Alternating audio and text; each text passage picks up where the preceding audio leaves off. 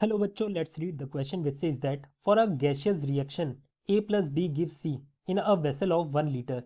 An inert gas is pumped into the vessel and the vessel is allowed to expand till the original pressure is maintained.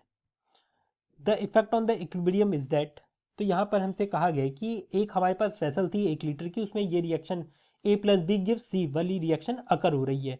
एक inert gas उसमें add करी गई है ताकि वो expand कर सके। जब वो एक्सपेंड कर रही है तो हमने उसे एक्सपेंड होने दिया ताकि उसमें ओरिजिनल प्रेशर जो था वो मेंटेन हो सके।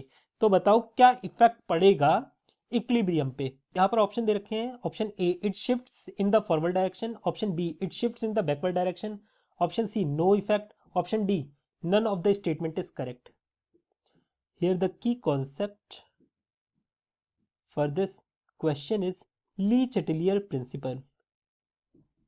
अब देखिए, ली चेटलियर्स प्रिंसिपल में बताया गया था कि अगर हम इनर्ट गैस ऐड करते हैं, इनर्ट गैस को ऐड करते हैं, तो इन्होंने दो कंडीशन बताई थी। अगर आप लोगों ने वॉल्यूम कांस्टेंट रखा है, वॉल्यूम कांस्टेंट रखा है तो कोई इफेक्ट नहीं पड़ेगा, नो इफेक्ट। और वहीं आप लोगों ने वॉल्यूम तो एक्सपेंड होने दिए पर प्रेशर कांस्टेंट रखा है, प्रेशर कांस्टेंट रखा है तो इफेक्ट पड़ेगा। और ये इफेक्ट कैसा पड़ेगा वो देखिए। जैसे कि हमें यहाँ पर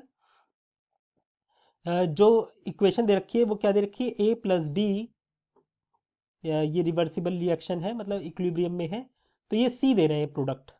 यहाँ पर नंबर ऑफ मोल्स किस साइड ज़्यादा है, रिएक्टेंट साइड ज़्यादा है नंबर ऑफ मोल्स।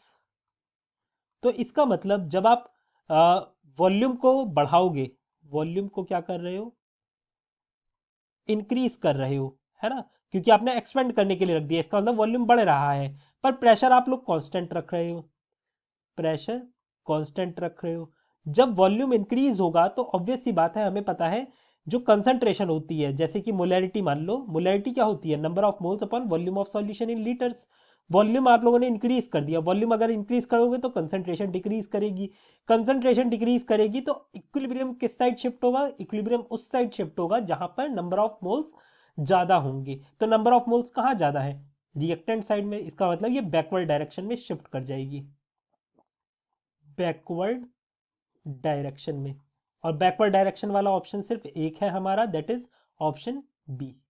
तो ऑप्शन बी इसका आंसर होगा। I hope you understood it well, best of luck.